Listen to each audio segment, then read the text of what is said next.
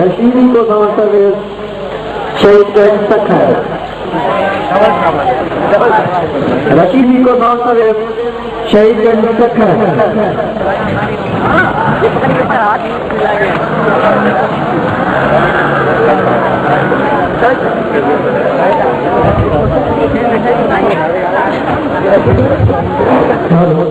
रशीदी को समझता है शहीद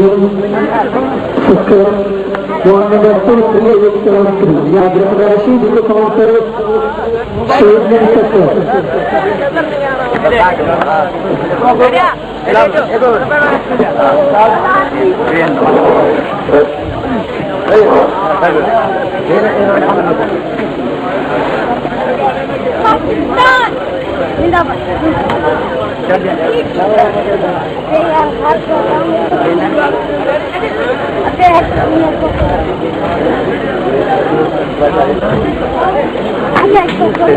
अंदर नौजवान जजे के जिम्मेदार बाहर के अंदर अंदर का निश्चय करिए केंद्र मूवी केंद्र रहेगा। हज़रत मौलाना अब्दुल कयूम आलिम की सही बात है।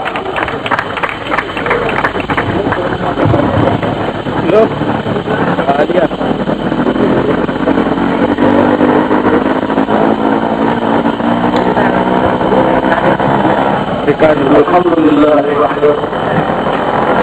वस्सलातु वस्सलामु अला नबीना अम्मा बाद अऊज़ु बिल्लाहि मिनश शैतानिर रजीम बिस्मिल्लाहिर रहमानिर रहीम इन्नका लअला खुलुक़िन अज़ीम सल्लल्लाहु अलैहि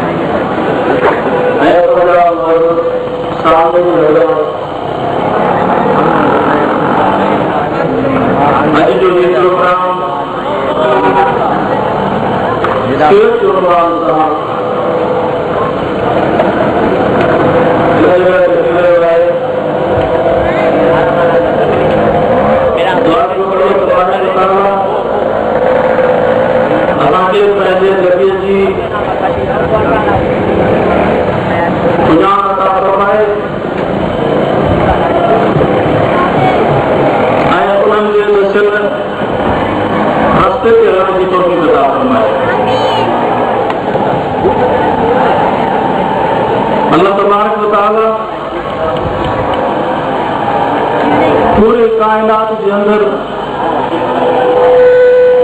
जमीन इंसान के दुनिया में आबाद क्यों अवलीन आखिरीन जो उन्हीं की इल्म हुई पर सफली को मासवा हज़ूर अकरम सल्लल्लाहु अलैहि वसल्लम ने जिलाए फरमाए इन्नका लअला खुलुक़िन अज़ीम। ऐ नबी तू वॾे खुलुक़ जो मालिक आहे। इन्हें पैगंबर जो किरदार भी अची हो ऐं पूरे जिंदगी जो तरीक़ेकार भी अची हो। माना तुझो तरीक़ो सभिनी खां वधीक आला ऐं उत्तम आहे। तुझो किरदार सभिनी खां वधीक आला ऐं उत्तम आहे। मुंहिंजा अज़ीज़ दोस्त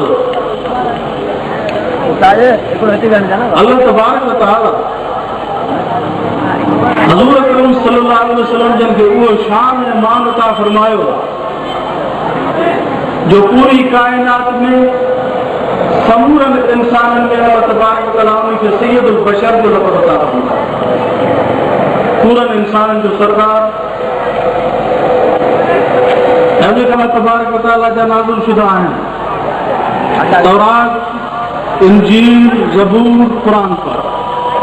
इन समूरनि में अल्लाह तबारक व तआला जेकॾहिं शान जे लिहाज़ सां आला ऐं उत्तम थियो आहे त क़ुरान पाक ऐं उहो ॾिनई कंहिंखे आख़िरी नबी करीम सल्लल्लाहु अलैहि वसल्लम जे किताब में।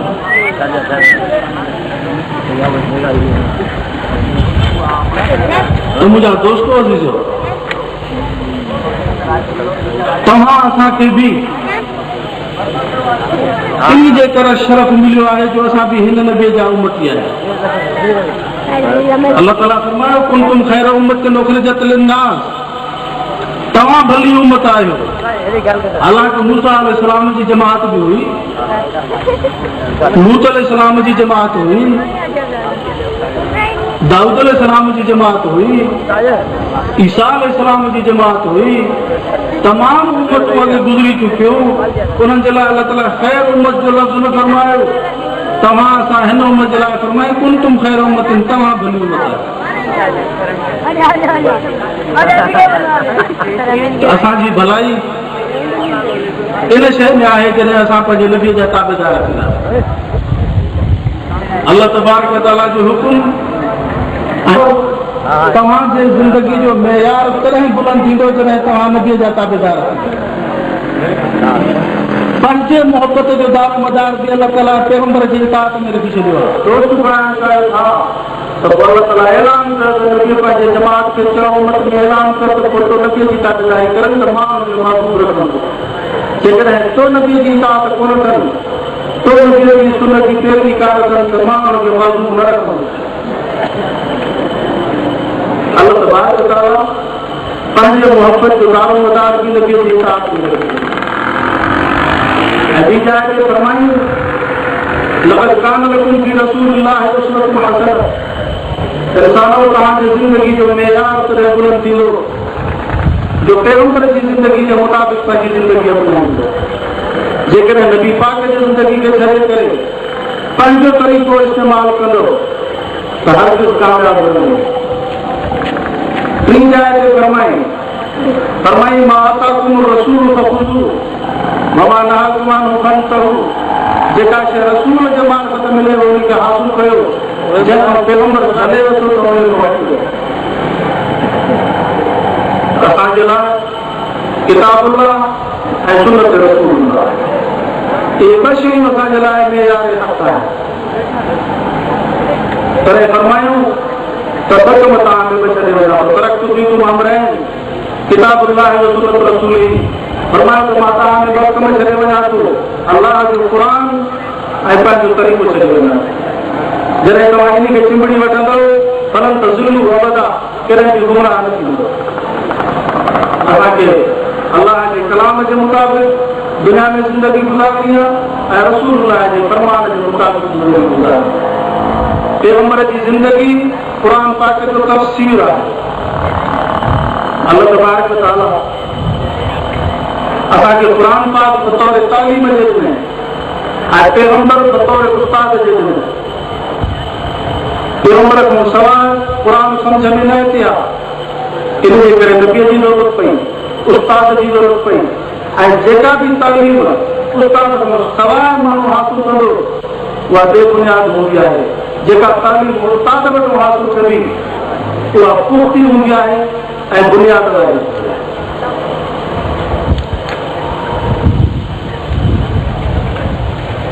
असांजी ज़िंदगी क़ुर पाक ऐं नबी पाक जे फरमान जे मुताबिक़ जॾहिं हलंदी तॾहिं असांजी ज़िंदगी सही हलंदी ऐं असांजी गाॾी जेका आहे उहा सही समुंड ते हलंदी। अल्लाह तबारक व तआला जी क़ुर पाक जे अंदरि असांखे इहो हुकुम फरमाए थो त नबी जी इताअत कयो। फरमाए त मा आताकुमुल क़ुरान फखुज़ू मा आताकुमुर रसूल फखुज़ू वमा नहाकुम अन्हु फंतहू। फरमाए त जेका शइ रसूल मिलियो उनखे वठो, जेको जले मुड़ी वञो। ईअं न फरमाए त जीअं क़ुर में ॾिसो उहे कयो, जीअं क़ुर खे ॾिसो पढ़ो मुतालो कयो पोइ उहो ई अमल करे ॾियो ऐं रसूल खे छॾे ॾियो ऐं चओ त असांखे नबी जी तालीम जी ज़रूरत न आहे। इहे इंसान न हली सघंदो। मसइलो अल्लाह ताला क़ुर पाक जे अंदरि फरमाई अक़ीमुस सलाह, नमाज़ पढ़ो। केतिरी पढ़ो? काथे क़ुर पाक में लिखियल आहे त सुबुह जूं 2 रकातूं नमाज़ फ़र्ज़ पढ़ो। सॼो क़ुर खोलियो वठी करे ताईं न वठी करे वञा ताईं काथे बि क़ुर पाक में इहा शइ न आहे लिखियल त सुबुह जूं 2 रकातूं नमाज़ पढ़ो। काथे बि लिखियल कोन्हे त मग़रिब जूं 2 रकातूं नमाज़ पढ़ो। काथे बि लिखियल केतिरी पढ़ूं इहा रसूल सम्झाईंदो, इहा नबी सम्झाईंदो जेको तव्हांजे मां उस्ताद करे मोकिलियो आहे। तॾहिं फरमायो त बुइस्त मुअल्लिमा रसूलुल्लाह सल्लल्लाहु अलैहि वसल्लम ने फरमाया त अल्लाह मुझे उस्ताद करे मोकिलियो आहे ये उतम मकारिमुल अखलाक तां त मां तव्हांखे दीन जी ॻाल्हियूं सेखारियो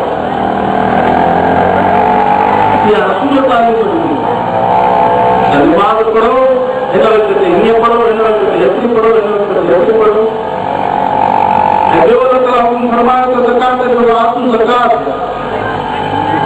केतिरी जो जेको कमायो सभु ज़कात करे छॾियो पंहिंजे बचन जे लाइ छा रखो अल्लाह जे नबीअ फरमायो जेको उस्ताद थी करे आयो जेको असांजे लाइ तरबियत गाह बणजी करे आयो जंहिं वक़्तु असांखे तरबियत हासिल करणी आहे उन थी करे असांखे सम्झायो त ज़कात हेतिरी ॾियणी आहे ज़कात हेतिरे जानवरनि ते हेतिरी ज़कात अल्लाह जे नबीअ सम्झायो आहे असां तव्हांखे जेकॾहिं सही ज़िंदगी जो रुख हासिल करणो आहे त पोइ अल्लाह जे रसूल जी तरीक़े ते हली करे असां पंहिंजे रब सां जुड़ी सघूं था ऐं उन खे वञी करे पंहिंजे रज़ा वारे मुक़ाम में हासिल करे सघूं था पिया पर जेकॾहिं असां ॿिन्ही मां हिकिड़े खे चऊं था चऊं त क़ुर जी करे लॻंदासीं नबी जी ज़रूरत न आहे जे चऊं त नबीअ जी करे लॻंदासीं क़ुर जी ज़रूरत न आहे इन्हनि सां पूरा ऐं मां इंतिहाई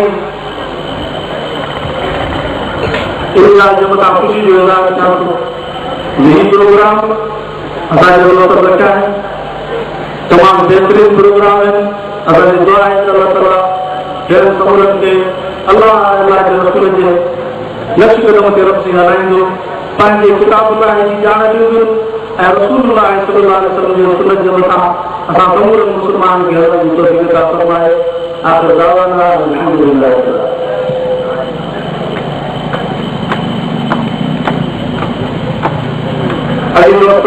हाणे आख़िरी सवालनि जवाबनि जा इनाम रहियल आहिनि मोहतरम मौलाना अब्दुल कयूम हालजी साहिब पारनि जे हथां इनाम ॾियाईंदासीं विक्टर पब्लिक स्कूल रोड़ी टियों नंबर इनाम सवालनि जवाबनि में खयो आहे रता पाशा ऐं वकार मुस्तफ़ा रता पाशा ऐं वकार मुस्तफ़ा सवालनि जवाब में टियों नंबर विक्टर पब्लिक स्कूल रोड़ी खे इनाम ॾिनो पियो वेंदो।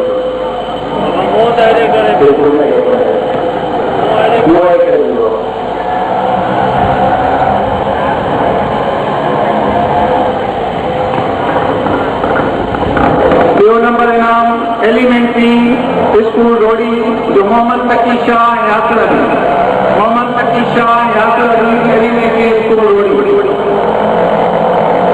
के हज़रत मौलाना अब्दुल कयूम हालजी साहिब पारां इनाम ले रहे हैं मोहम्मद तकी शाह यासिर अली के पहिरों नंबर इनाम इकबाल पब्लिक स्कूल रोड़ी पहिरों नंबर इनाम सवालनि जवाबनि में इकबाल ग्रामर पब्लिक स्कूल रोड़ी जे फेरोज़ ऐं वहाब सवालनि जवाबनि में जंहिंजा तक़रीबन सभु सवाल जवाब सही हुया Iqbal public grammar school New York रोड़ी जंहिंखे मां जे प्रिंसिपल मोहम्मद अमीन मुगल साहिब हिकु दफ़ो ॿिए मुबारक वाञा थो मां मोहतरम आली साहिब श्री वारा पंहिंजी कुर्सी कंदासीं महिरबानी।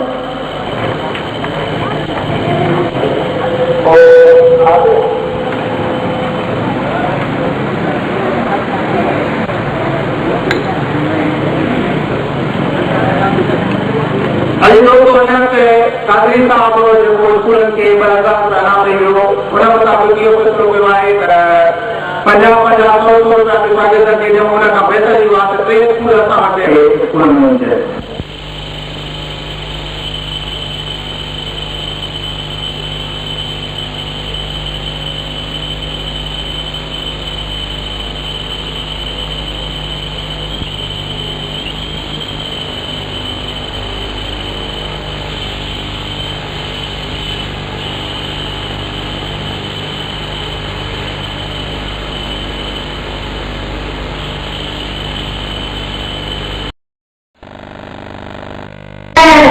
मोहम्मद के वफा तो हम दे रहे हैं, ये जान के चीज है, लोग कलम दे रहे हैं। मुअज़्ज़िन हज़रत ग्रामी और काबिल एहतराम हज़रत अकरम और मेरे तालिब साथियों, अस्सलाम वालेकुम। आज मेरी तकरीर का उन्वान है खातमुन नबीय्यीन हज़रत मोहम्मद सल्लल्लाहु अलैहि वसल्लम। आप सल्लल्लाहु अलैहि वसल्लम के लिए जितना बोला जाए उतना सा कम है। अल्लाह ताला ने इंसान को अशरफुल मखलूकात बनाया। इंसान दो चीजों जिस्म और रूह के मिलाप का नाम है। अल्लाह ताला ने इंसानी जिस्म की परवरिश के लिए जमीन और आसमान की तमाम कुव्वतों को काम में लगा रखा है। वहाँ रूह की तरबियत को भी नजरअंदाज नहीं किया जा सकता, नजरअंदाज नहीं किया जा सकता, नजरअंदाज नहीं किया जा सकता। अल्लाह ताला ने इंसान की रूहानी और इस्लामी तरबियत के लिए नबियों और रसूलों का एक तवील सिलसिला शुरू किया। इस सिलसिले के सबसे पहले नबी हजरत आदम अलैहिस्सलाम और सबसे आखिरी नबी हजरत मोहम्मद सल्लल्लाहु अलैहि वसल्लम थे। सदर गिरामी, अल्लाह ताला ने नबूवत के हर दौर में एक ऐसे आदमी को मुंतखब फरमाया जो इलाही लिहाज से अपने जमाने का बेहतरीन शख्स नजर आता था। इसकी किताब पर कोई शख्स उंगली नहीं उठा सकता था, इसकी किताब पर कोई शख्स उंगली नहीं उठा सकता था। सदर गिरामी अल्लाह ताला ने ऐसे नबी के लिए सरजमीन आज को मुंतखब किया जो इस वक्त कुफर व शिर्क का मरकज बनी हुई थी। कत्ल व गारत, लूट मार, जुआ, शराब और जुआ इनकी घुटी में पड़ा हुआ था। उस बिगड़े हुए माशरे को सुधारने के लिए अल्लाह ताला ने इनमें हजरत मोहम्मद सल्लल्लाहु अलैहि वसल्लम को महफूज फरमाया। आप सल्लल्लाहु अलैहि वसल्लम 570 में 12 रबीउल अव्वल को बरोज पीर के वक्त सुबह शादी के वक्त पैदा हुए। वालदा ने आपका नाम अहमद रखा और दादा ने आपका नाम मोहम्मद सल्लल्लाहु अलैहि वसल्लम रखा। सदर गिरामी अल्लाह ताला ने अब चूंकि नबी सल्लल्लाहु अलैहि वसल्लम के बाद और कोई नबी नहीं आने वाला, हमें चाहिए कि सबसे पहले खुद कुरान सुन्नत की तालीमात हासिल करें और हुजूर सल्लल्लाहु अलैहि वसल्लम के बताए हुए रसूलों पर चले।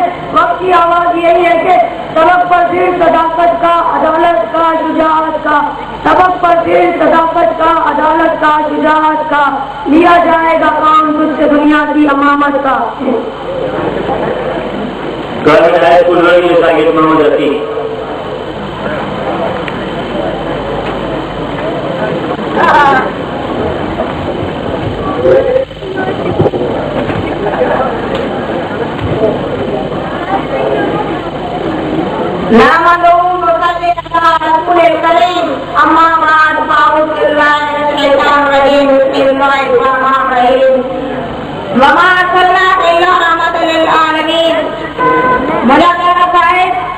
मुझे तकलीफ जो मौजूद आए आखिरी पैगंबर हजरत मोहम्मद सल्लल्लाहु अलैहि वसल्लम ने विलादत बाज़ादत ये महीनो रबीउल जो आए अल्लाह ताला हर महीने जो 5 वक्त अदा कयो।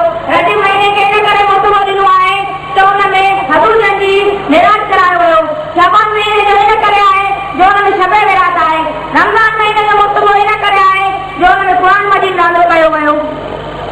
रबीउल निशान इन करे आए जो उनमें हजूर सल्लल्लाहु अलैहि वसल्लम की विलादत बाज़ादत थी आए। अल्लाह ताला हदीस में के फरमाया ए पैगंबर करीम जेकॾहिं मां तोखे पैदा न करिया हा त हिन काइनात खे बि न पैदा कया हा। आका नामदार जो शान मुतबो बयान करण इंसान जे वक़्त खां ॿाहिरि आहे। अल्लाह ताला हुजूर खे फरमायो ममा अरसलना इल्ला रहमतल लिल आलमीन, ए पैगंबर असां तोखे ॿिन्ही जहाननि लाइ रहमत वारो करे मोकिलियो आहे। नबी असांजो पैगंबर करीम हिन जहान वारनि लाइ त रहमत आहे ऐं हुन जहान वारनि लाइ बि रहमत आहे। ॿी ख़ासियत हीअ आहे ॿिया नबी सिर्फ़ के इलाइक़े या मुल्क जा नबी हूंदा आहिनि, लेकिन क़ुरान मजीद में हजूरनि जे बारे में फरमायो वियो आहे त ए पैगंबर करीम तूं फरमाए त मां सभुनि लाइ रसूल बणी विया आहियां। अल्लाह ताला हिन उम्मत ते इहो एहसान कयो आहे, नबियुनि जो नबी असांखे अता फरमायो आहे। इन नबी करीम जंहिंजी विलादत हिन महीने जी 12 तारीख़ ते थी आहे।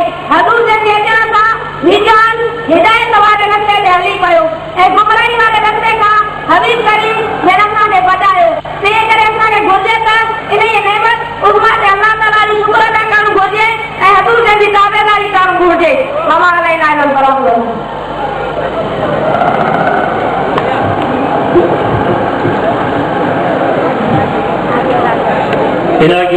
स्कूल साहिब शाहिद हुसैन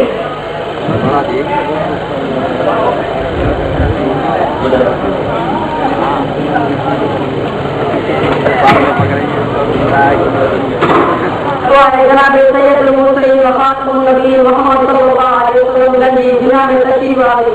जनाब सदर ये पांच सदर दुनिया में अटल बात कुफर सिर्फ पहचान जो दौर हो काफर अल्लाह वहदहु ला शरीक lahu वदा बुतन जी पूरा कंदा हुआ ऐं जमानत जी इंदा हुई जो पंहिंजी ज़िंदगी ॾियण में जज़्बो कंदा हुआ ऐं नंढी नंढी ॻाल्हियुनि जे कबीलनि जे विच में सालनि ताईं लड़ायूं हलंदियूं रहंदियूं हुयूं। उन्हनि जी नस्ल ख़तम थी वेंदी हुई त पोइ उन्हनि जी औलादूं बि उन्हनि लड़ाइनि खे जारी रखंदियूं हुयूं, मगर पांच सभनि जी आमद सां इहे सभु गुनाहियूं ख़तम थी वयूं ऐं बुतनि जी पूजा करण वारा अल्लाह ताला जे नाले ते पंहिंजी जान कुर्बान करण लाइ तयार थी विया ऐं धीअनि खे दरगोश पाए पंहिंजी धीअनि खे ज़िंदा दरगोश करण वारा धीअरनि जा मुहाफ़िज़ बणिजी विया ऐं सालनि ऐं नस्लनि जूं लड़ायूं मोहबत में तब्दील थी वियूं। पाण सॻुड़नि सल्लल्लाहु अलैहि वसल्लम इस्लाम जी तालीम मोहबत सां पहुचाई ऐं जंहिं पाण सॻुड़नि खे तकलीफ़ पहुचाई पाण सॻुड़ हुननि खे माफ़ फरमायो। हिकु औरत पाण सॻुड़नि ते गंद उछलाईंदी हुई, लेकिन विच में कुझु ॾींहं लाइ उन औरत गंद न उछलायो त पाण सॻुड़नि दरियाफ़त फरमायो त उहा औरत किथे आहे। ख़बर पई त उहा बीमार आहे। पाण सॻुड़ हुनजी मिजाज ख़ुशी लाइ उनजे घर पहुता ऐं उहा औरत इहो ॾिसी ॾाढी मुतासिर थी ऐं इस्लाम क़बूल कयो। पाण सॻुड़ इहो इन करे कयो अल्लाह ताला क़ुरान पाक में फरमायो आहे त वमा अर्सलनाका इल्ला रहमतन लिल आलमीन। पाण सॻुड़ जी आमद सां अमा दाई हलीमा जे पकिन जे सीन में बरकत पई। पाण सॻुड़ पंहिंजी अंगूर मुबारक जी इशारे सां चंड खे बदतर कयो। हिकु दफ़े अबू जहल पाण सॻुड़ खां पुछियो त मुंहिंजे हथ में छा आहे। पाण सॻुड़ मनायो त मां ॿुधायां त उहा शइ कुझु गवाही ॾे। उन खां पोइ हथ में जेकी पकड़ आहे तिन गवाही ॾींदा मोहम्मद सल्लल्लाहु अलैहि वसल्लम अल्लाह जो सचो रसूल आहे। जनाब सदर हिकु दफ़े पाण सॻुड़ हिकु वणे खां पुछा पियो आहे त हिकु काफ़र तलवार खणी मथां पाण सॻुड़ जे वटि बीह रहियो। पाण सॻुड़ पहिरियों ई आवाज़ ते सजा कया। काफ़र चयो काफ़र तलवार खणी चयो त हाणे तोखे मूंखां केरु बचाईंदो। पाण सॻुड़ हाणे त मुंहिंजो अवाज़ तंहिंजे काफ़र जे हथ मां तलवार किरी पई ऐं पाण सॻुड़ तलवार खणी पुछियो त हाणे तोखे मूंखां केरु बचाईंदो। उहो काफ़र पहिरियों में किरी पियो, पाण सॻुड़ खे माफ़ कयो। उहा आला दर्जगी जी उहो काफ़र मुस्लमान थियो। त दोस्तो इहा हक़ीक़त आहे त अल्लाह ताला जल शान हिन उम्मत जे मथां अल्लाह ताला जल शान जी हिन उम्मत जे मथां सभ खां वॾो इहो एहसान आहे जो पाण करीम सल्लल्लाहु अलैहि वसल्लम जहिड़े शफ़ीक़ ऐं रहीम नबी अता फरमायो। इन करे अल्लामा इक़बाल फरमाया है कि वफ़ा मोहम्मद से तूने तो हम तेरे हैं ये जहां चीज है क्या लोग गलत है। दोस्तनि खे हिकिड़ी गुज़ारिश आहे त जिन दोस्तनि जा सवाल सही थियनि त उनखे घटि में तालियूं ॾियण खे दाद ॾियो, महिरबानी। मदीने मुनव्वरे जे कब्रिस्तान जो नालो ॿुधायो। मदीने मुनव्वरे जे कब्रिस्तान जो नालो ॿुधायो। जनाब बकिया सही। हज़रत मोहम्मद सल्लल्लाहु अलैहि वसल्लम जिन जा हिज़्मत मुबारक कहिड़ी जंग में शहीद थिया? जंग उहद। सही। खाना गवाह के तो जिंदो छा चवंदा आहिनि, बैतुल्लाह या बैतुल हराम? बैतुल हराम। सही। हिजरत के वक्त हुजूर जिंदो हिजरत के वक्त हुजूर सल्लल्लाहु अलैहि वसल्लम का ताक़ुब किसने किया? हिजरत के वक्त हुजूर सल्लल्लाहु अलैहि वसल्लम जिंदो ताक़ुब नहीं करो। वही तो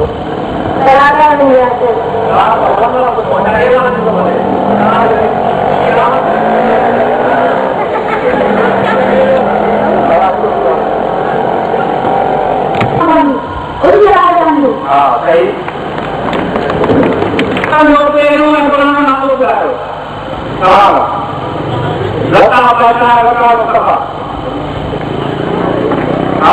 इस्लाम का पहला और पुराना नाम बताइए।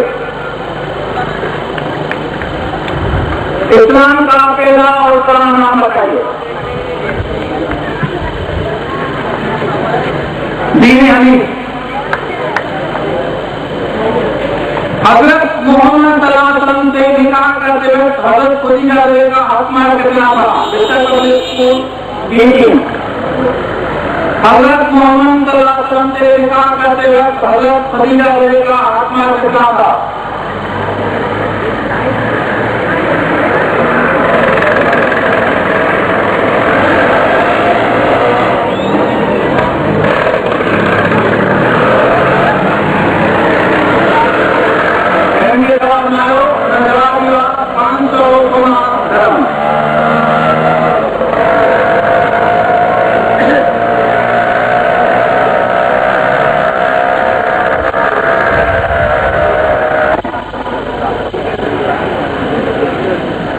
मस्जिद ज़ुल्करनैन कहाँ है?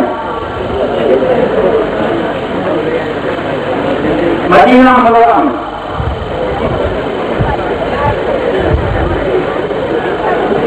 हुजूर सल्लल्लाहु अलैहि वसल्लम के आखिरी दिन का नाम बताइए।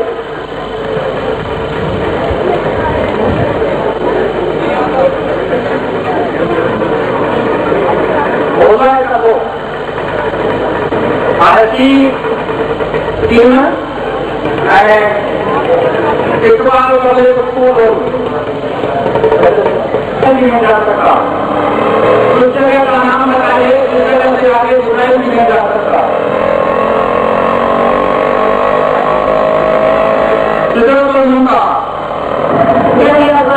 सही। हुजूर सल्लल्लाहु अलैहि वसल्लम की आखिरी आज्ञा का नाम बताइए। सही। आमाल लिखने वाले पुरुषों को क्या कहते हैं? सही। फतवा क्या है? सही। जहाज के कितने किस्म है, वो कौन से हैं? सही।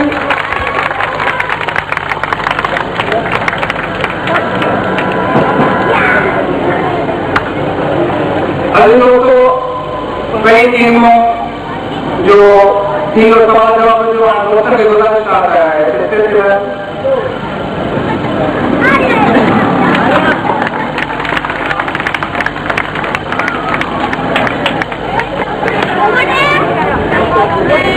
है ना?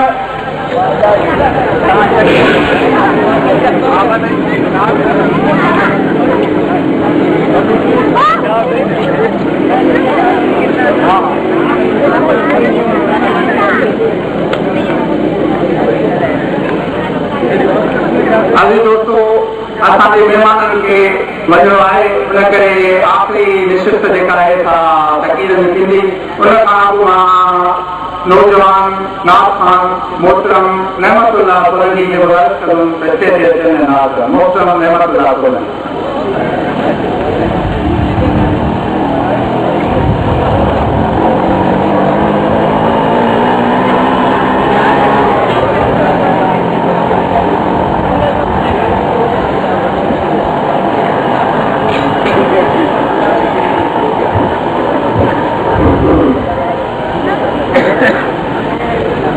उते बज पखी परसाहे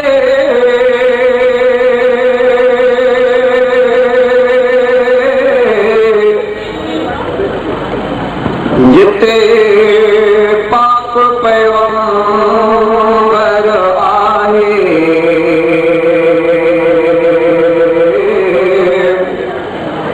जिते पाक पैगंबर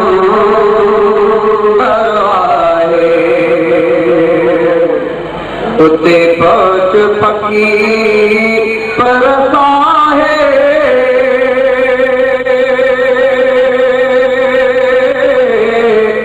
जिते पाक पैगंबर आहे,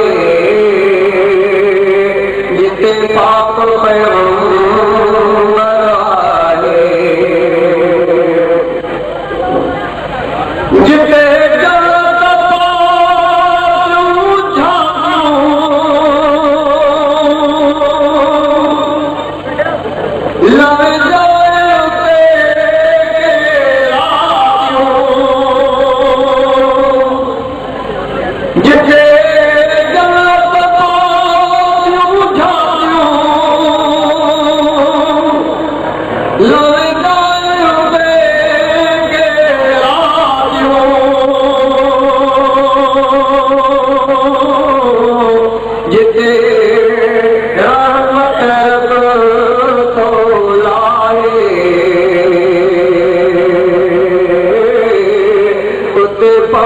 पखी परसाए जिते पाक पैगंबर आहे,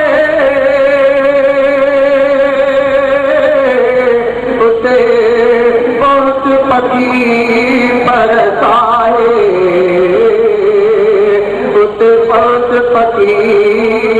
परसाए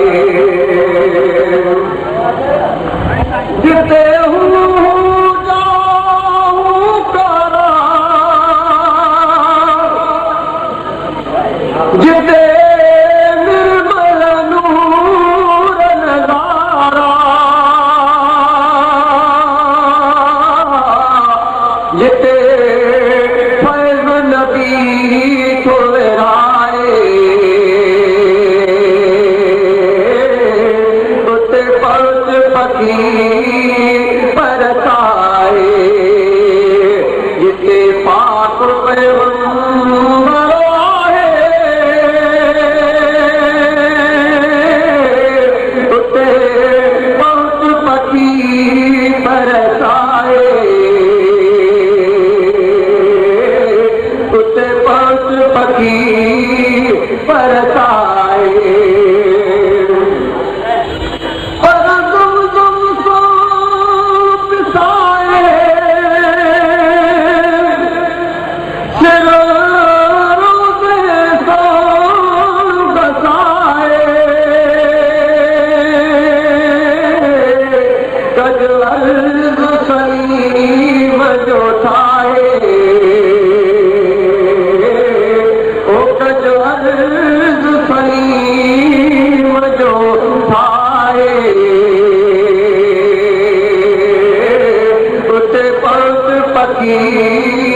परसाए मुझा दिल पर दोस्त दिलारा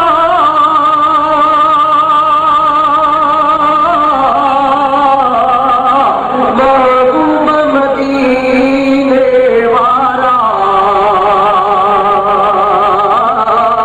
सरदार मदीने वाला मुझा दिल पर दोस्त दिलारा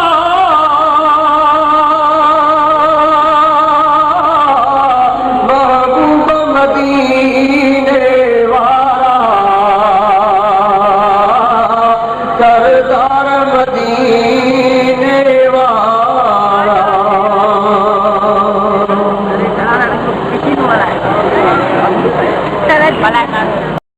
मुझे शागिद वकाल मुस्तफा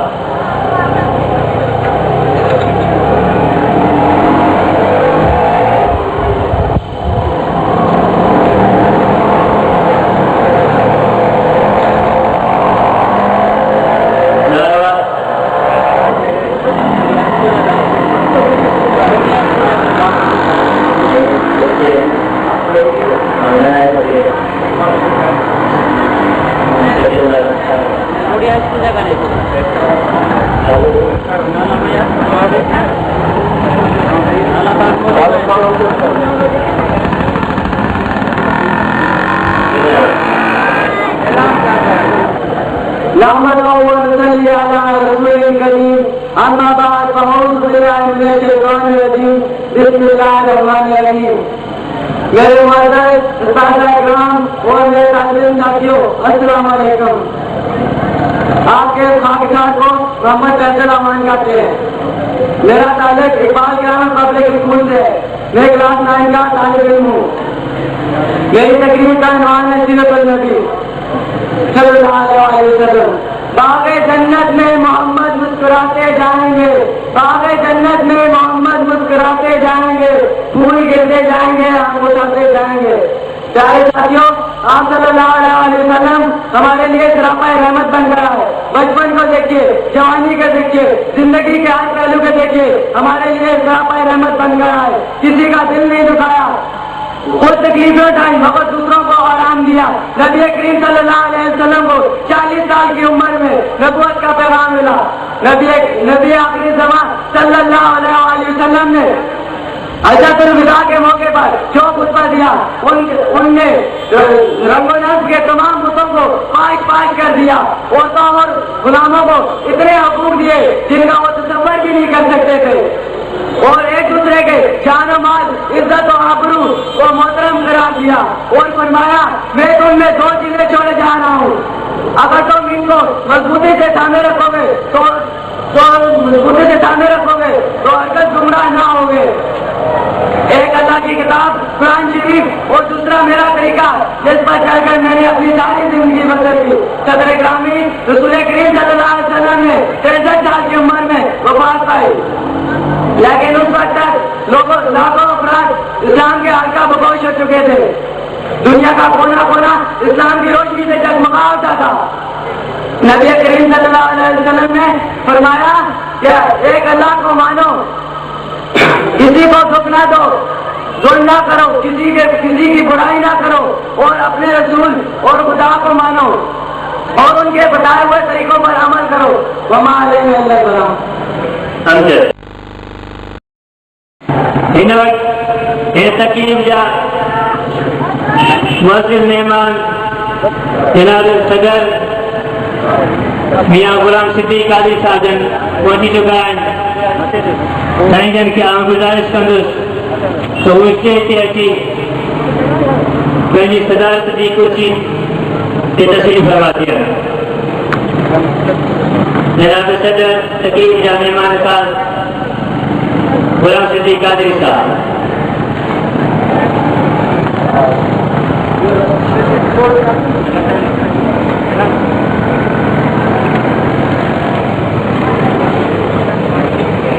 हिन वक्त आउं गुज़ारिश कंदुसि इक़बाल पब्लिक स्कूल जो शागिर्द रमीज़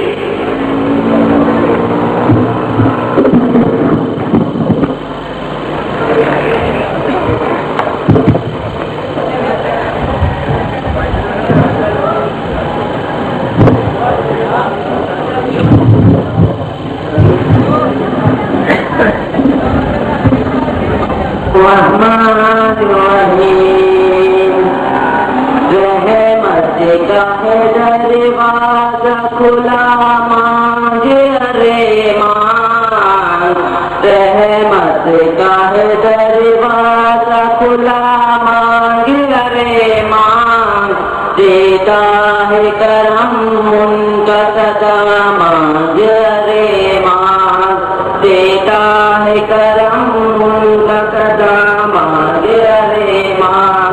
आ जाएगा एक रोज बीतेगा से बुलावा, आ जाएगा एक रोज बीतेगा से बुलावा, हर वक्त मदीने की दुआ मांगे अरे मान, हर वक्त मदीने की दुआ मांगे अरे मान, देता है करम उनका सदा मांगे अरे मान। भर जाएगा कशिकोल मुरादों से तेरा भी, भर जाएगा कशिकोल मुरादों से तेरा भी, बनकर मेरे आका का गदा मांगे अरे मान, बनकर मेरे आका का गदा मांगे अरे मान, देता है करम उनका सदा मांगे अरे मान। मायूस न हो ये मेरे लजपाल का दर है, मायूस न हो ये मेरे लजपाल का दर है किस लिए खामोश खड़ा मांगे अरे मान, है किस लिए खामोश खड़ा मांगे अरे मान, देता है करम उनका सदा मांगे अरे मान। सरकार को सरकार से मांगूंगा न्याजी, सरकार को सरकार से मांगूंगा न्याजी, सरकार ने जिस वक्त कहा मांगे अरे मान, सरकार ने जिस वक्त कहा मांगे अरे मान, देता है करम उनका सदा मांगे अरे मान। आज पूरी शागिर्द मोहबाली, आज कोलोड़ी शागिर्द मोहबाली।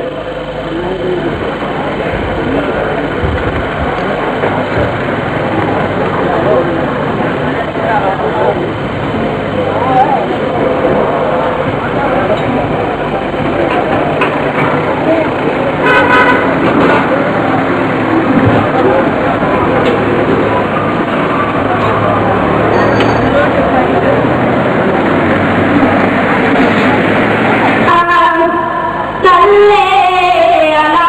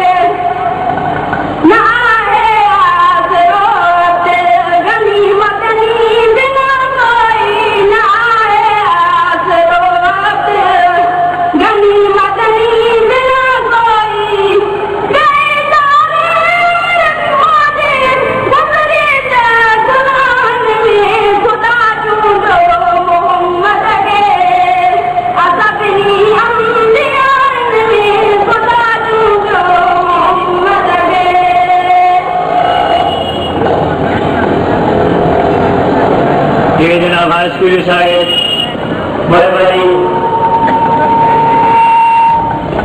इधर क्या गुजारिश कर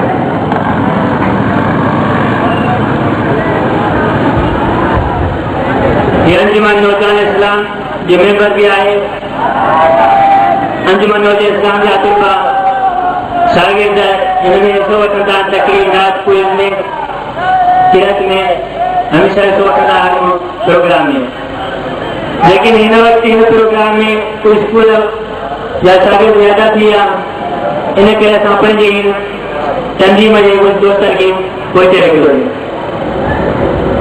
Shahzad Ahmed government high school में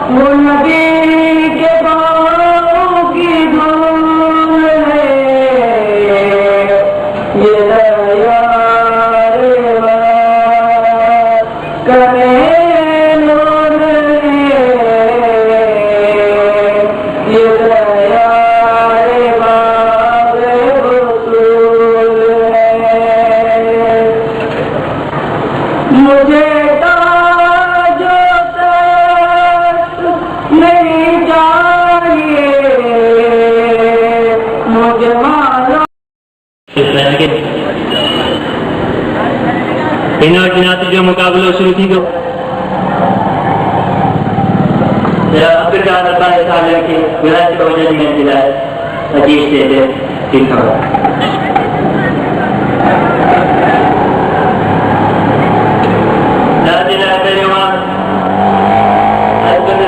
समन अली इकबाल पब्लिक स्कूल जीवा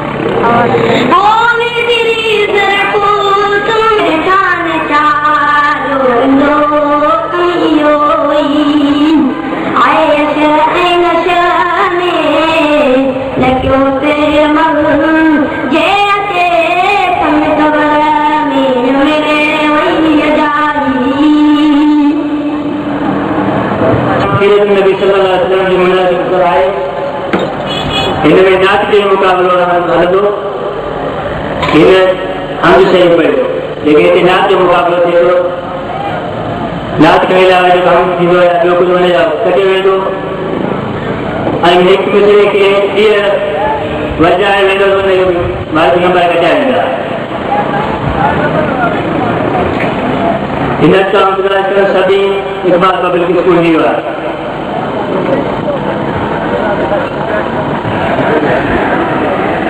हमारे यादो नौनिहाल सागिर थी रहा है पब्लिक स्कूल याद जो तभी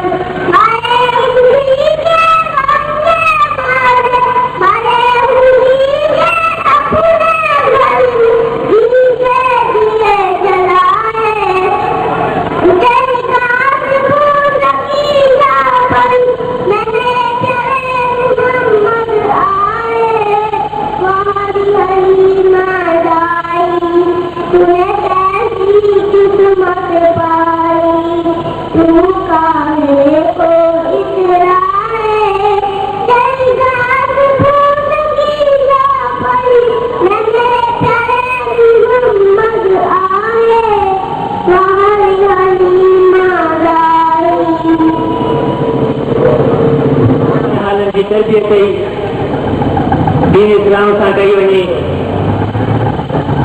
हिन दौर में दुनिया की तरफ तवज्जो घणो आहे अफ़सोस इहो आहे जो दीन जी तरफ तवज्जो घटि हिन नौनिहाल हिन मस्जिद जो मान मथां करे ॾेखारियो अल्लाह तबारक तआला खां दुआ आहे त असांजे नंढड़नि खे शुरूआती तरबियत दीन सां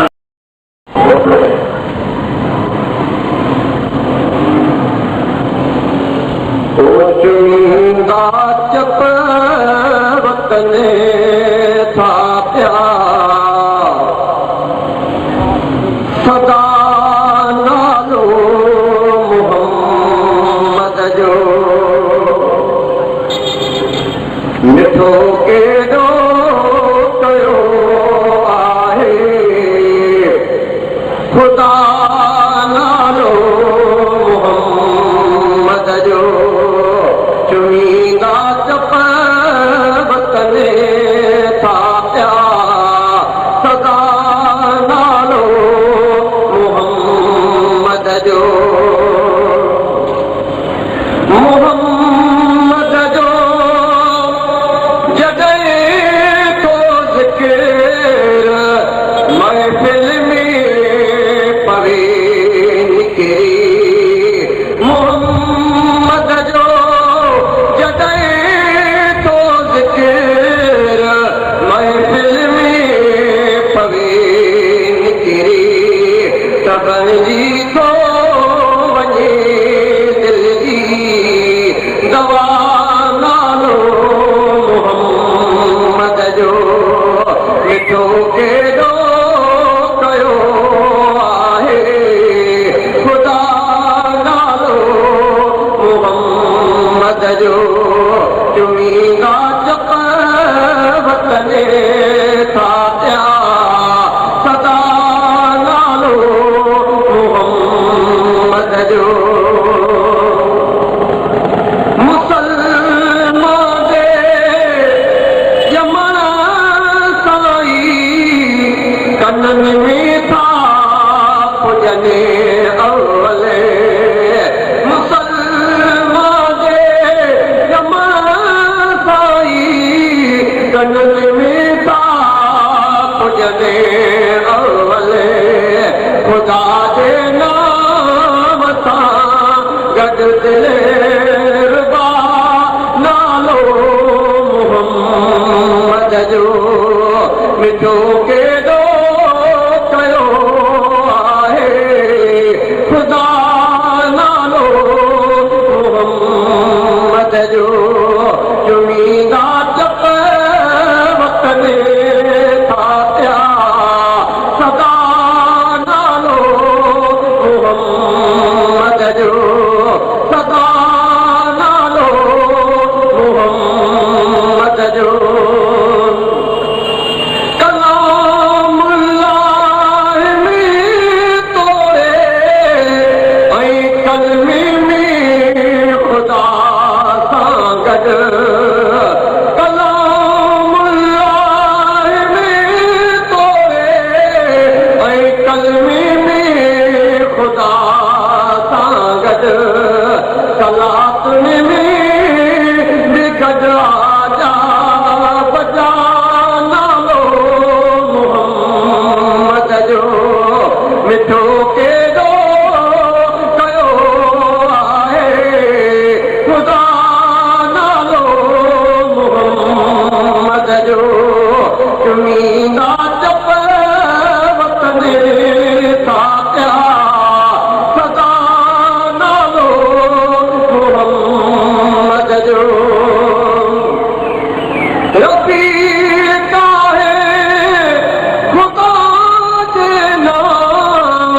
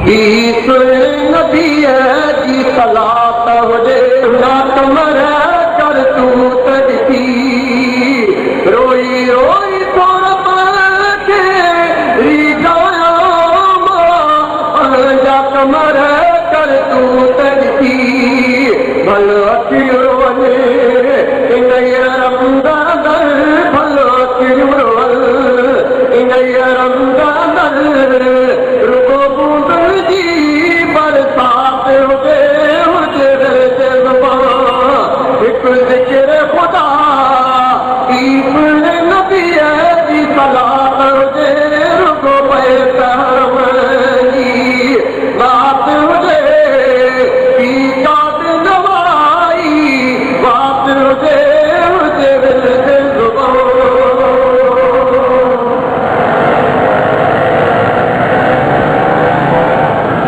अतः सिंधिया मशहूर नेमतुल्लाह सोलंकी साहब जा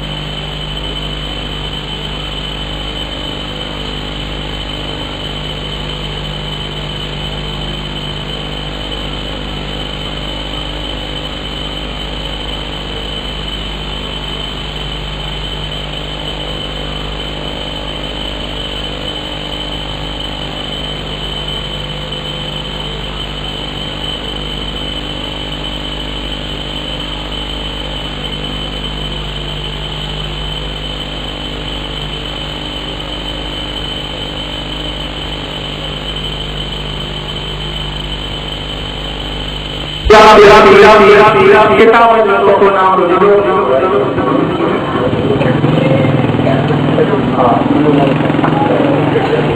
अंजुमन नौजवान इस्लाम जो जन्नत के दिन फरान हुई थी मोहतरम हज़रत मौलाना अब्दुल करीम आलवी साहब की किताब को नाम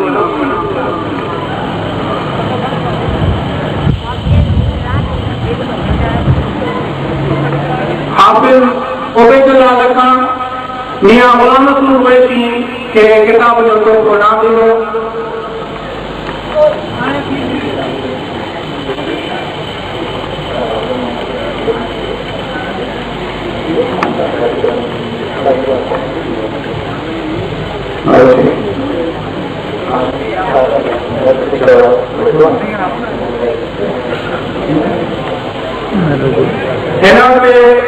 शहजादा मंशे का गुजारिश है कहते नाथ है शहजादा मंशे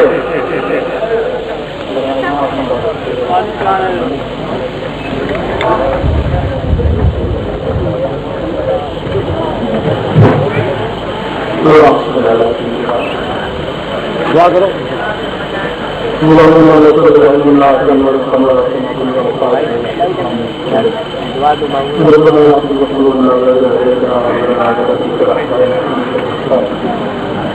मुहम्मद व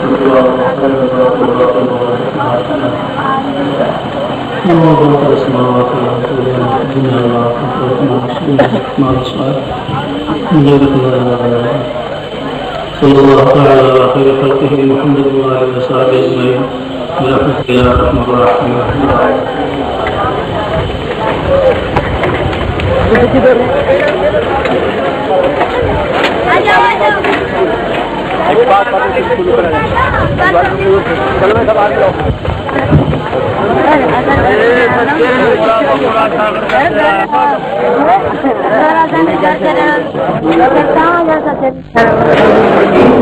रशीदी को समझते शहीद का तक है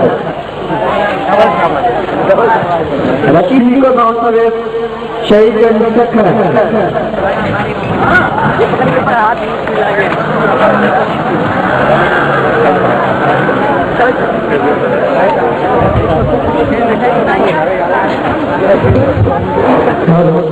रशीदी को समझते शहीद मदरसों के लिए एक किलोमीटर याद रशीद को समझते शहीद नहीं सकते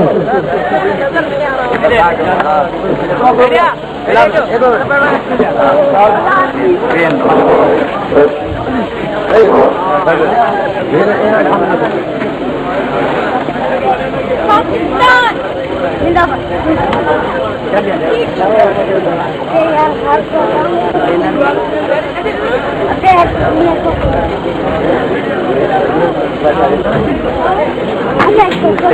अंजुमन नौजवान जैसे के दिन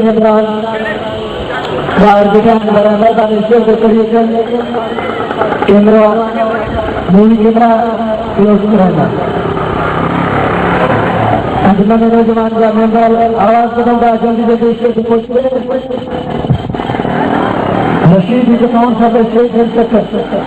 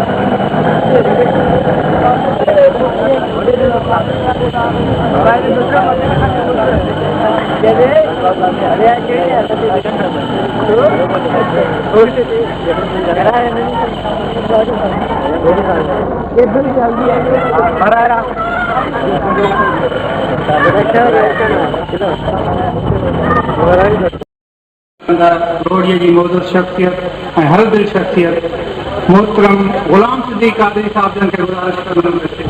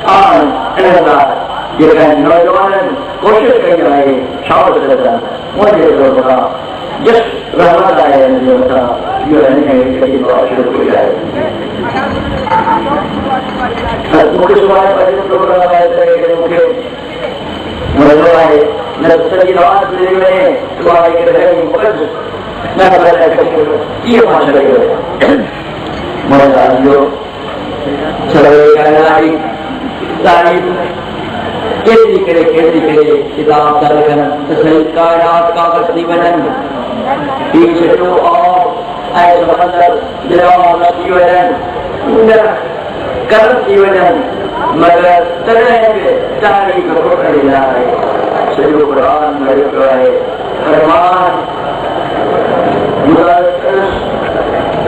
चढ़िया सॼो क़ुरान आहे जॾहिं क़ुरान नालो आहे तारीफ़ कराए केतिरी तारीफ़ करे केतिरी तारीफ़ करे जेतिरी तारीफ़ करे उहा बिल्कुलु सही कलम के साथ रखना है जुआ के साथ रखना है कपड़े के साथ रखना है फर्म के साथ रखना है मुझे अल्लाह के साथ रखना है तो सब कायनात की तारीफ़ करे बहरहाल मेरे नौजवान की शब्द है यह निकल गया है सादा जवाब थी विया आहिनि तारीख़ पंहिंजी अचण वारी आहे ऐं जेके ऑडियंस में साथी हज़रात आहिनि त जेको दिन आहे उन्हनि खे वञिणो आहे घर ऐं भई मालिक खे मोटिणो आहे तंहिं करे मां तरीक़े सां आहियां मां बहरहाल जिन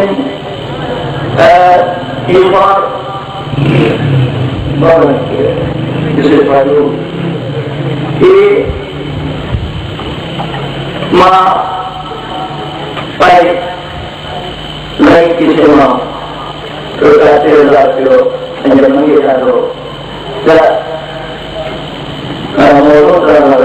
पहिरियों जेके ॻाल्हि आहिनि उनमें मां हिक 50 रुपए ऐं बाबा जंहिं तकरीर पढ़ी आहे उन्हनि खे जेतिरो वणे ओतिरो इनाम ॾे बहरहाल जंहिं तकरीर कई आहे जंहिं बिना तकरीर ऐं पंहिंजे जेके यादि मौक़ो वठो आहे उन्हनि खे मां 100 रुपया यादि कयो उन्हनि शागिर्दनि खे मां मुबारक ॾियां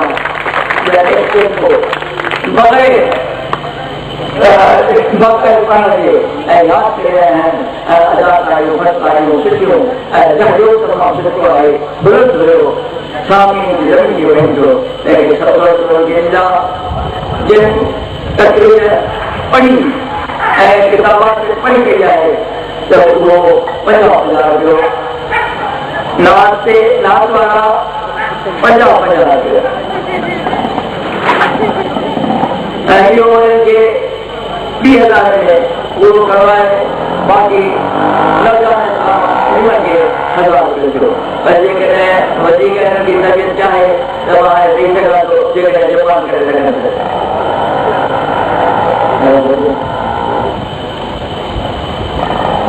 सदा दिया 4,000 पर मां 5,000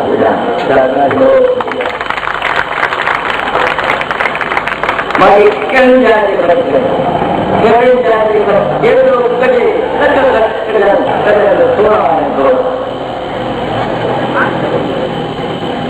आख़िर में मां मुबारक थो ॾियां ऐं नौजवान इस्लाम खे जंग ठही सघे कई आहे हाणे जेको सदर साहब आहे अचे ऐं को पैसा वठे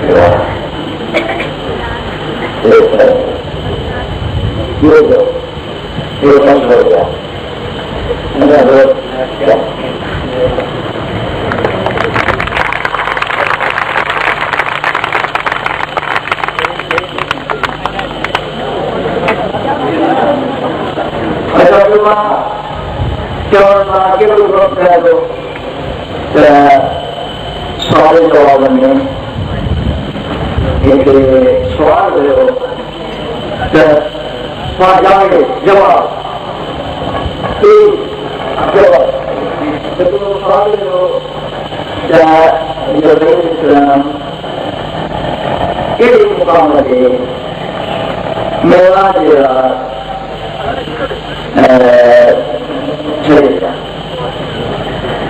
जवाब सत्य में रहा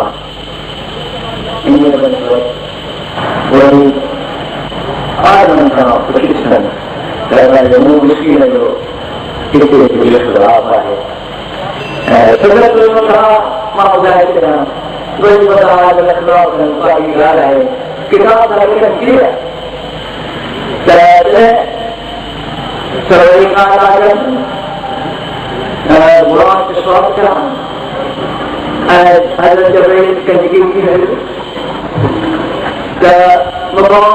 आसमान से बदला चुपते आसमान से जब जो तुम्हारे मुझा फर्क बोला माँ के रहने इस टाइम में रहता है वही का पूजा फर्क इस टाइम में बोला गया वो किताब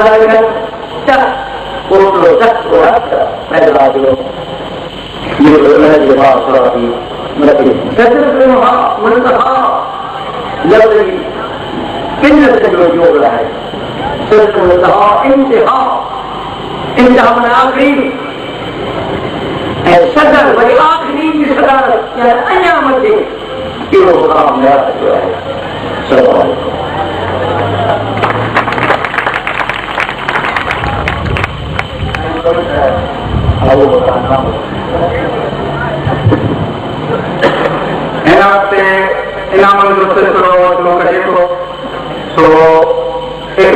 पब्लिक हाई स्कूल न्यू लाडोरी के तकी मुकाबले में अमजद जो फर्स्ट आयो है उनके गुजारिश भरपूर दिल खोले ताली बजाए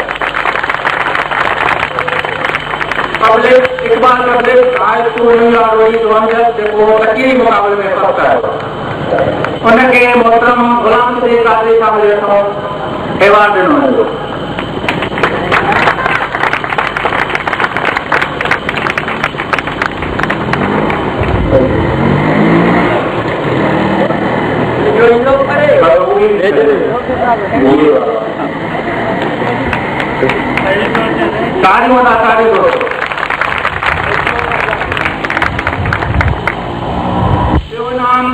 हाई स्कूल लोरी जो मोहम्मद रफी तकीरी मुकाबले में मोहम्मद रफी हाई स्कूल लोरी जो उनके ॿियो नंबर नाम ॾिनो वियो आहे उहो मोहतरम गुलाम सदीक कादरी साहब पंहिंजे हथनि सां मोहम्मद रफी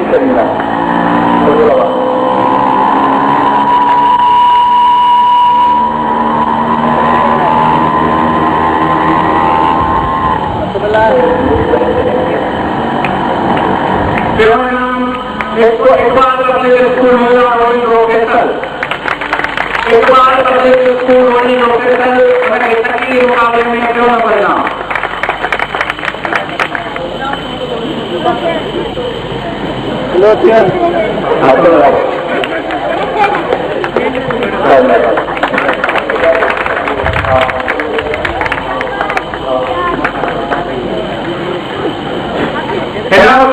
मोहम्मद अली खान महमूद साहब की गुजारिश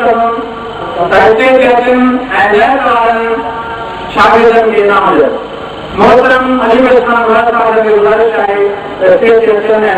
के नामजद पहला नाम इकबाल पब्लिक स्कूल हो नंढो मासूम हो शबी खान नैट मुकाबले में पहलो नाम इकबाल पब्लिक ग्रामर स्कूल जो शबी खान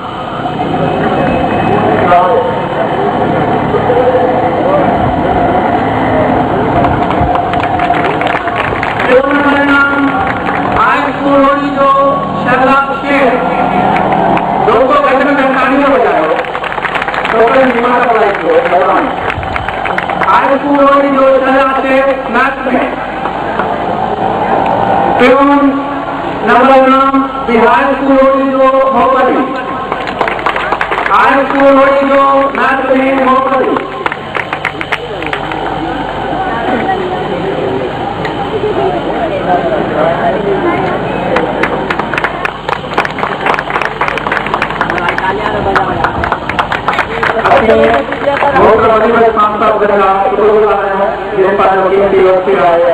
मेहरबानी तमाम मोहतरम मियां गुलाम नसूर वैसी साहब के गुलाम से शागिर्द के पंहिंजे असम वाले काम कया मोहतरम मियां गुलाम नसूर वैसी किलत के शागिर्दन के नाम ॾिना विया आहिनि। हाई स्कूल रोड़ी के पहिरियों नंबर नाम ॾिनो आहे अब्दुल मनान। हाई स्कूल रोड़ी जो अब्दुल मनान मोहतरम मियां गुलाम नसूर वैसी का अब्दुल मनान नाम अची रहियो आहे। ॿियो नंबर नाम पब्लिक हाई स्कूल न्यूज़ी जो Ghayoor Ahmed. Iqbal public grammar school न्यूज़ी जो गयूर अहमद। किरात में ॿियो नंबर नाम हाई स्कूल रोड़ी जो ज़ाहिद हुसैन। हाई स्कूल रोड़ी जो ज़ाहिद हुसैन। अॼु जे प्रोग्राम में ईअं थो लॻे त इकबाल ग्रामर पब्लिक स्कूल हिन प्रोग्राम ते ठहियल रही आहे। असीं हुन जे प्रिंसिपल मोहतरम इकबाल अहमद साहिबनि खे मोहम्मद अली मोहम्मद साहिबनि खे मुबारक ॾियूं था त पंहिंजे शागिर्द वठी कई आहे। मियां गुलाम नसूर खे मुबारक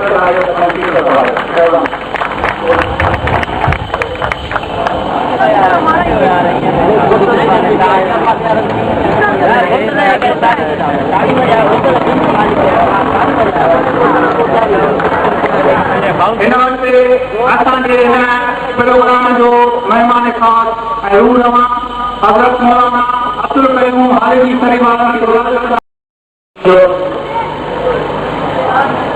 की स्टेज सेक्रेटरी जे लाइ स्टेज संभालण जे लाइ ऐं विलायत नेशनल प्रेस क्लब रोड़ी जे नायब सदर जनाब अब्दुल जब्बार भाई साहब वो स्टेज सेक्रेटरी इंतज़ार तमाम खुशी की ॻाल्हि आहे जो अहिड़े बेहराई पुरानी वारे दौर में अॼु उन्हनि नौजवान इस्लाम जे नौजवाननि जी सीरत नबी ते तक़रीरी नात किरत सवालनि जवाबनि जो प्रोग्राम रखियो आहे। अहिड़े नौजवाननि जी हिमत वधाए ते नाम खे मुबारकबाद ॾियां थो। हाणे हिन वक़्तु जो उनमें टे टीमूं हिकु elementary high school Victor public school ऐं इस्लामी हाई स्कूल जूं टीमूं आहिनि जिन दोस्तनि खे मनारा करण में मोटी ते अचनि ऐं सवाल जवाब लाइ पंहिंजी तयारी कनि। शागिर्दनि जे लाइ इंतज़ाम कनि स्टेज ते।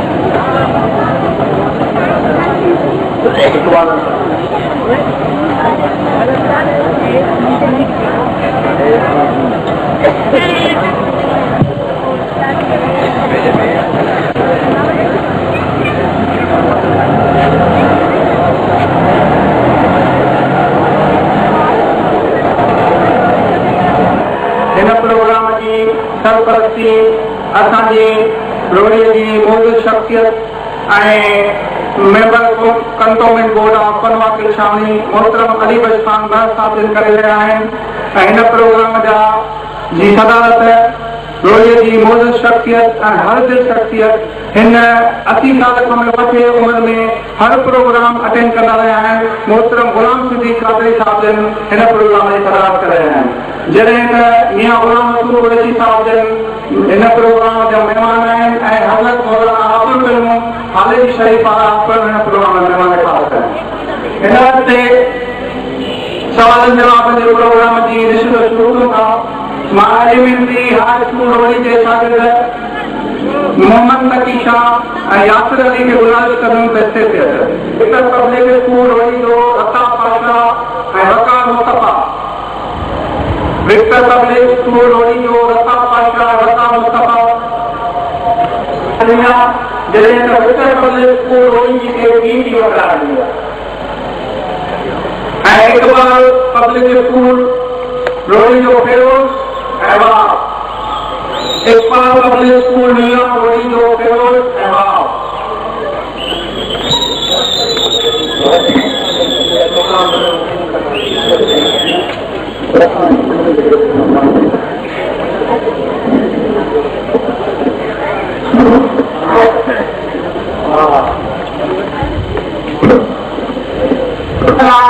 पहिरियों सवाल त हुजूर सल्लल्लाहु अलैहि वसल्लम जिन मक्के जे फतह खां पोइ कहिड़ी जॻह ते बैत वरिती? हुजूर सल्लल्लाहु अलैहि वसल्लम जिन मक्के जे फतह खां पोइ कहिड़ी जॻह ते बैत वरिती? मदीने में। मेरा ये सवाल है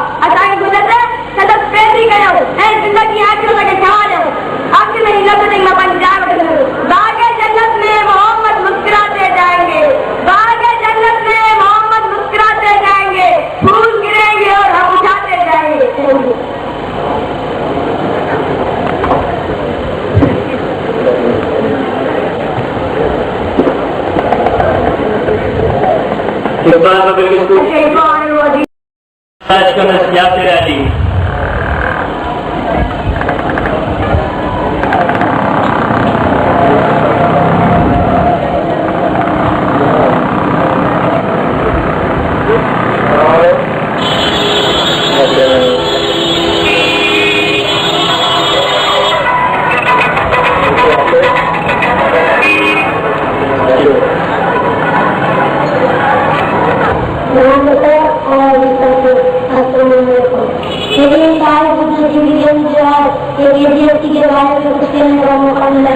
जिनके बारे में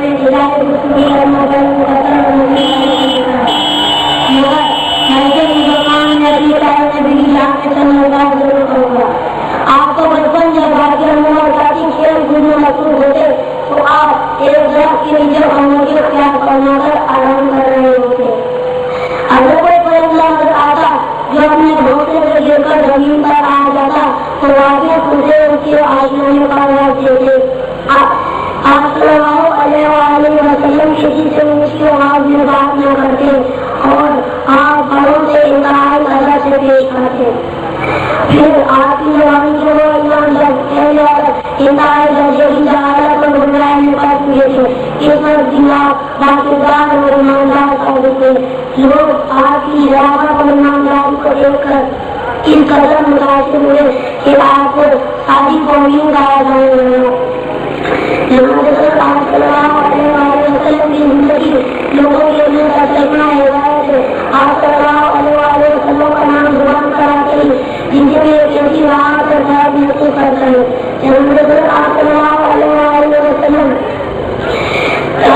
अलैहि वसल्लम गरीबों और आप गरीबों पर साया रहमत है। आप बेसबूर आलम है, आप मजबूर के साथ हैं। आप जहाँ हैं, आप यकीन हैं, आप नूर हैं। मुसलमानों के लिए नहीं जन्नत बना सकेंगे बल्कि पूरी रात में इंसानों के लिए मुसरत करवाए थे। आप सल्लल्लाहु अलैहि वसल्लम मुस्लिम नहीं है। आप यहाँ पर लगा दे आलमी सारी जहान के लिए रहमत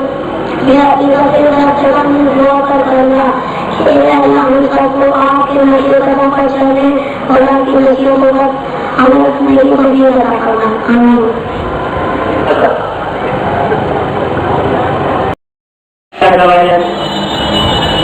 जनाब अब्दुल्लाह गुल अंसारी टीचर मेहरान स्कूल बनवाकी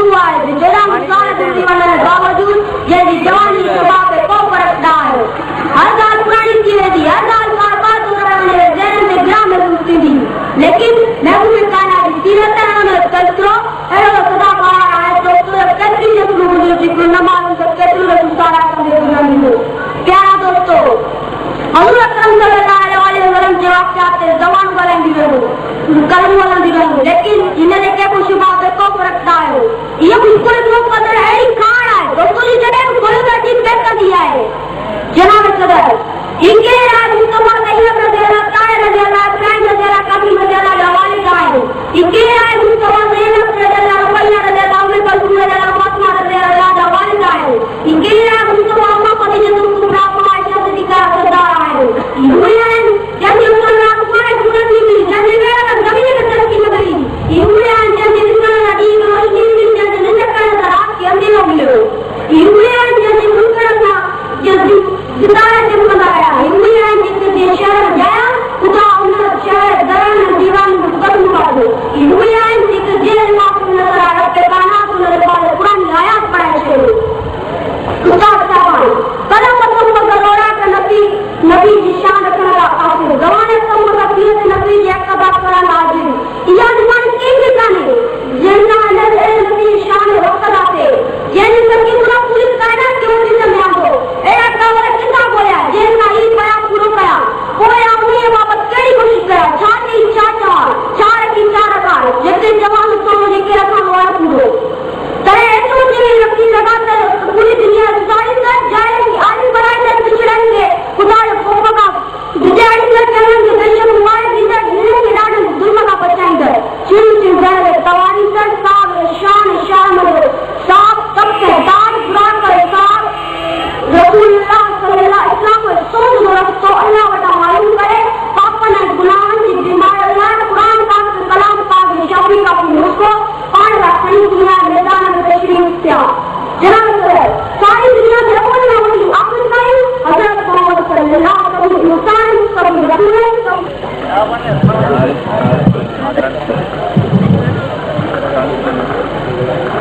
जज़ाकुल्लाह ही हुआ एलिमेंट्री स्कूल वड़िया शागिर्द रजा नगी जो पहुंची चुका है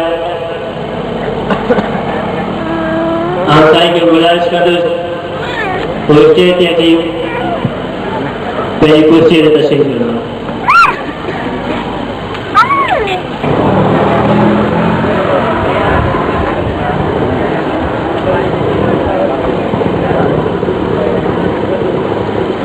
हिन वक़्तु पंजाब में आयल मां पंहिंजे महिमान